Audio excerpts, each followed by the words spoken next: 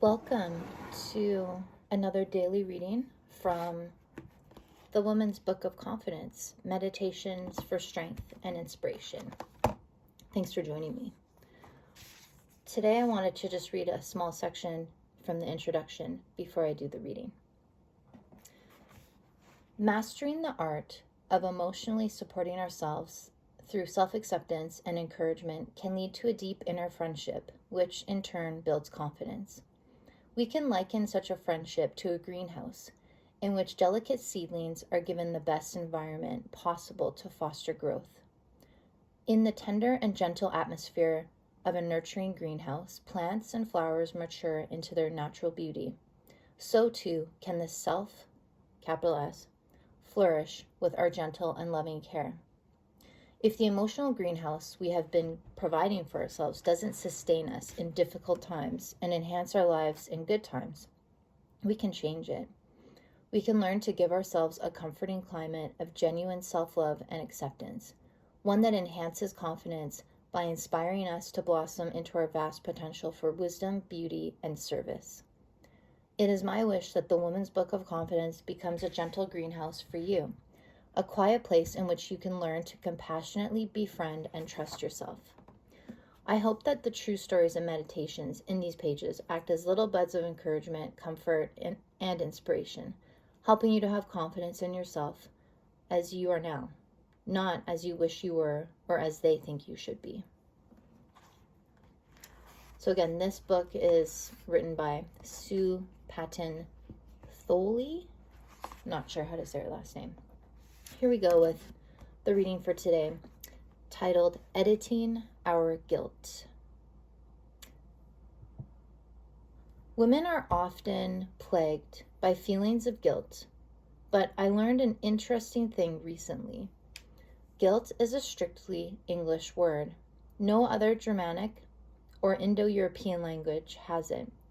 We need to follow the lead of these other cultures and edit the word guilt and guilt feelings out of our lives.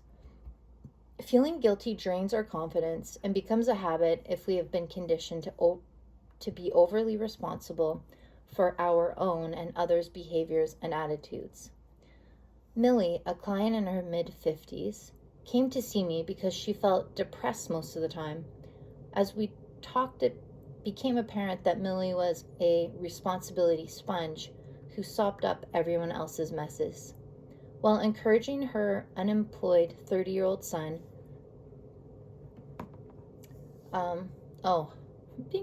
mistake. While discussing her unemployed 30-year-old son, Millie sighed repeatedly and finally said, "I wonder where I failed." When I asked her why it was her fault her son was not working, she said, and looked at me with surprise, "Well, because I'm his mother." Exploring Millie's background uncovered a family structure built on guilt and shame. Because of her conditioning, Millie got in the habit of assuming responsibility for everything and everyone around her. Since she, like the rest of us, had no real power over anyone's actions but her own, she felt discouraged and depressed. Millie decided to edit guilt out of her life using the following technique. When you begin to experience guilt, ask yourself these questions. What have I really done to feel guilty about? If there is something specific, decide whether you can rectify it, and if so, how? Why am I responsible for this?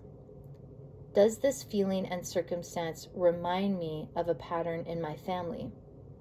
Do I want to keep feeling guilty about this?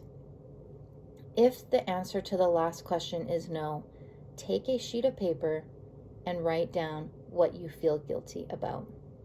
Now, with the biggest, reddest marker you can find, cross it out, delete it.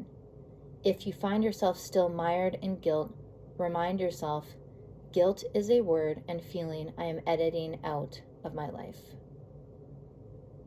The affirmations. I give myself permission to erase guilt from my vocabulary and my life. I have the courage to accept responsibility appropriately. I'll read it again. I give myself permission to erase guilt from my vocabulary and my life. I have the courage to accept responsibility appropriately. Have a great day.